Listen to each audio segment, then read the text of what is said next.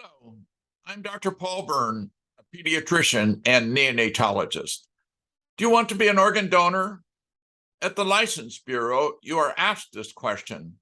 Best organs for transplantation are from a person less than 30 years of age, on a ventilator with a beating heart and circulation of the blood. The donor is declared brain dead. To declare brain death, the life-supporting ventilator is disconnected for as long as 10 minutes. No breaths for 10 minutes. A person is alive until dead. There is no in between. You are a living person, or when dead, the remains of a formerly living person. A person close to death is living and not dead. At death, the soul separates from the body, leaving on earth the dead remains. A dead body, a body without life, a body without a soul. To begin, I will tell you about baby Joseph, the patient who caused me to investigate brain death and related issues. This is the photograph of baby Joseph. He was born prematurely. He's very small. Here's the ventilator connected to Joseph, supporting his breathing. On a ventilator for quite some time, he wouldn't move, he wouldn't respond. A brainwave test was done. His brainwaves were flat. It was interpreted as consistent with cerebral death. It was suggested to stop treating him. I continued to treat Joseph, and here's a photograph when he was 7. Later, Joseph married and is the father of 3 children. Joseph and every human person is one specific, unique person with soul-body unity. During life, there's interdependence of cells, tissues, and organs. No single organ, not even the brain, is the integrator of the body. Life on Earth is somewhat like a line that can be drawn. It has its beginning, it has its ups and its downs, important events in life or birth, graduating from high school. Eventually, life on Earth ends. The event is called death. What is then left on Earth are the dead remains. At death, the soul separates. The living person is changed to dead remains. What remains is a dead body without life, a corpse, a cadaver, a body separated from the soul. A person is either alive or dead. There's no in between. Death involves destruction. A person ought not be declared dead unless the circulatory and respiratory and nervous systems are destroyed. Organs for transplantation ought to be healthy, not damaged organs. The best organs are from persons who are less than 30 years of age. Brain injury happens sometimes not enough oxygen to the brain or overdose of drugs. A patient is on a ventilator. These patients are the ones who become organ donors. In brain death, the patient is on a ventilator. The ventilator only delivers air to the lungs. The rest of respiration is done by the living person. The ventilator itself does not make the heartbeat.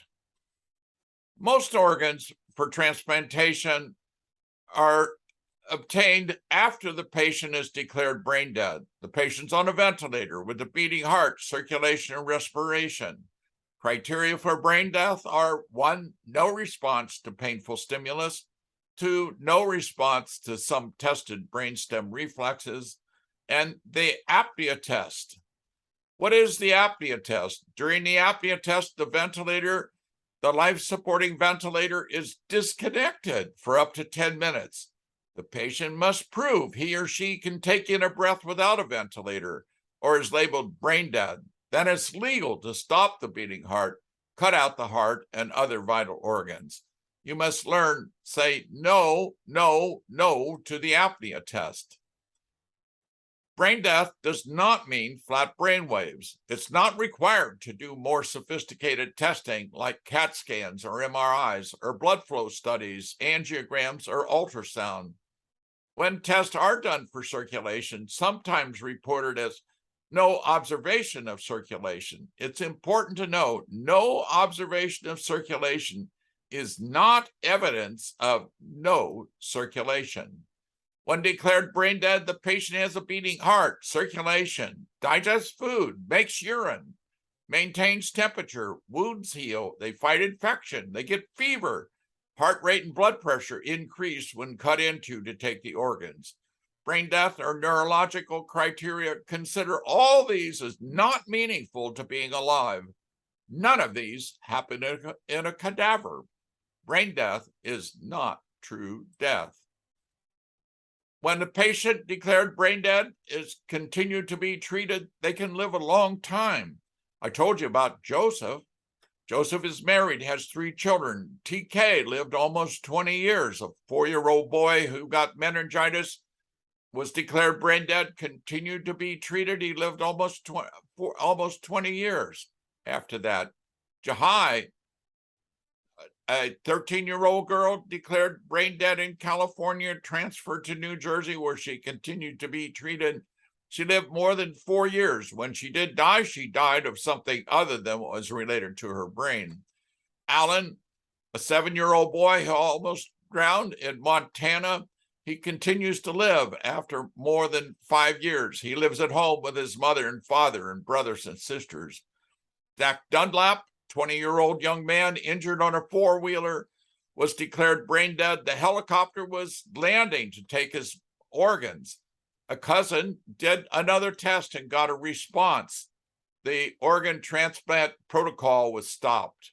All of these patients have a relative or someone who speaks up to protect the life of the person.